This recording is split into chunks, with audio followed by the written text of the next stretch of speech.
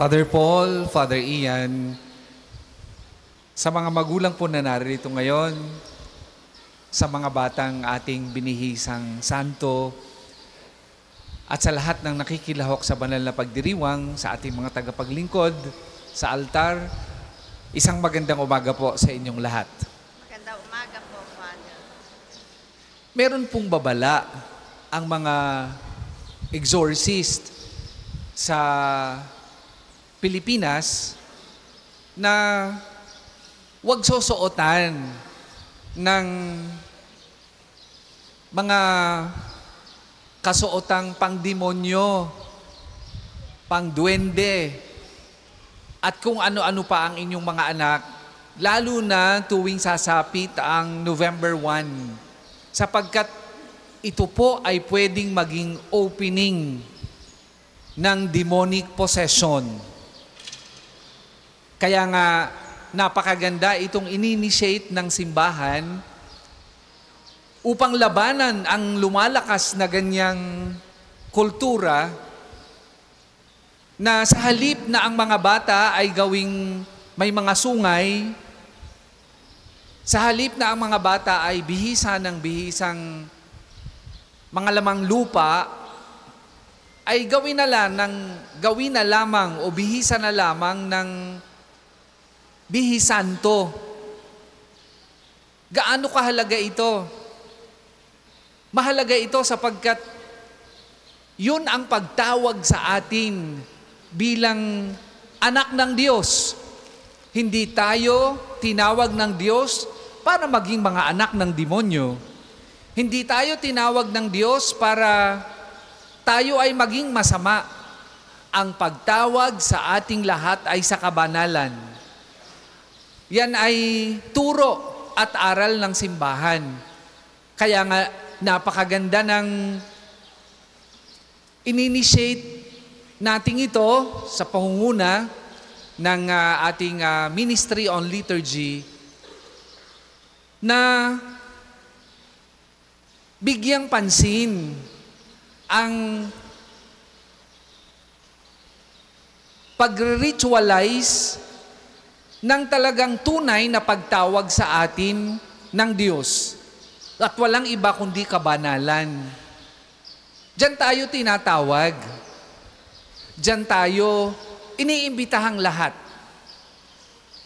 Matanda, bata, teenager or youth, may asawa, may ngipin o wala, may buhok o wala, katulad ni Father. Lahat tayo ay tinatawag sa kabanalan, regardless of age, regardless of our status in life, regardless of our disposition in life. At dahil sa ito ay pagtawag sa atin at turo ng inang simbahan, magandang bigyang diin natin ito, hindi lamang sa pangangaral at pagtuturo, kundi sa pagbuo ng isang magandang tradisyon na magbibigay paalaala sa atin na ang pagtawag sa atin ay sa kabanalan.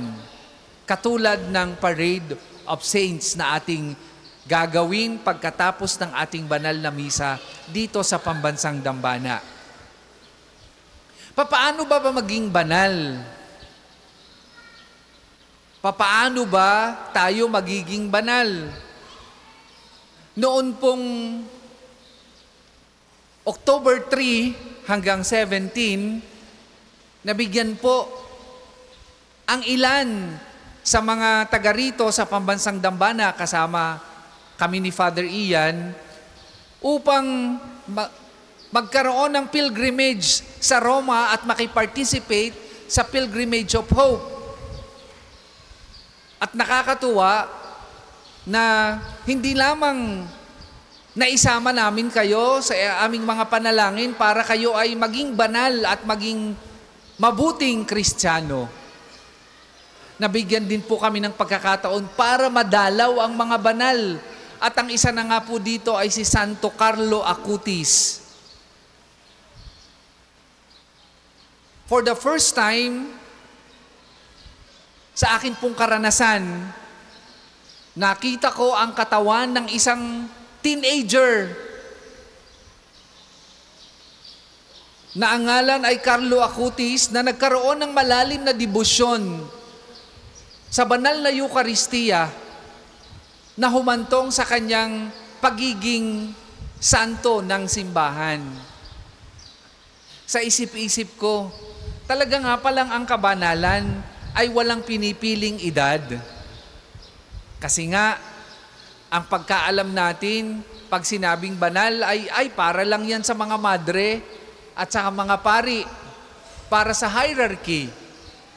Hindi yan para sa amin na makasalanan.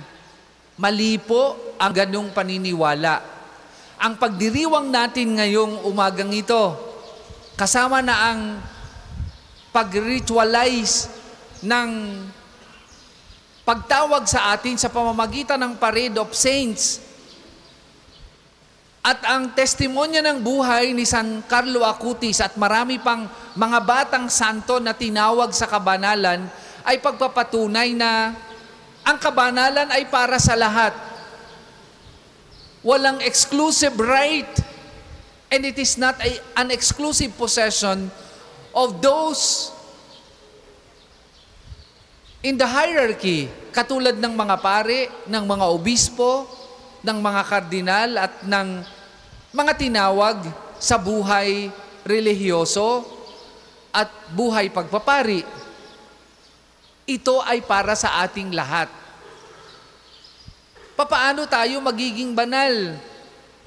Ang pagpapabanal po sa atin, mga kapatid, ay gawain ng banal na Espiritu.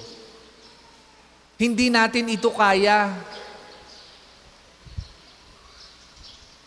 Kung tayo lamang, ay wala tayong magagawa. Mali po yung turo na sola gratia or sola scriptura. Hindi tayo kayang pabanalin ng sarili lamang natin. Kaya tayong pabanalin kung nandyan ang biyaya ng Diyos at magiging bukas ang ating puso sa pamamagitan ng ating kooperasyon at gawa. Katulad ni San Carlo Acutis, katulad ni San Padre Pio, katulad ng mga santo at mga banal at ng mahal na Birheng Maria. Sila'y naging banal dahil bukas ang kanilang puso na tanggapin ang biyaya ng Diyos at sikaping pagtrabahuhan ito sa habag at awa ng Diyos. At ngayong umagang ito sa ating pagdiriwang, yan ang ating inaalala. Yan ang ating binibigyang diin. Ang kabanalan ay para sa ating lahat at sa ating kooperasyon sa banal na Espiritu sa pagbubukas ng ating puso at isip, pwede tayong maging banal regardless of our age, regardless of our status and disposition in life. Sapagkat ang pagtawag dito sa buhay na ito ay pagtawag para sa ating lahat. Yan ang struggle ng mga Pariseo at Eskriba na kumokontra sa ating Panginoong Hesus. Narinig natin sa ating mabuting balita na mayroong tensyong naganap sa pagitan ng ating Panginoong Hesus at ng mga Pariseo. Bakit? Dahil sarado ang kanilang puso sa pagtawag ng ating Panginoong Hesus ng pagbabago, sa pagtawag ng Diyos sa kabanalan. At yan din, mga kapatid, ang ikinalungkot ni San Pablo sa unang pagbasa. Lubhang nalungkot si San Pablo sa disposisyon ng kanyang mga kababayan. Kapwa niya Hudyo. Sila na pinili ng Diyos. Sila na pinili bilang isang bayan, ay sila ang mga sarado sa pagtawag sa kabanalan dahil sa katigasan ng kanilang puso, sa katigasan ng kanilang isip, sa kawalang kabukasan sa pagtawag ng banal na Espiritu sa buhay na banal. At diyan natin ginagawang modelo ang mahal na Birheng Maria.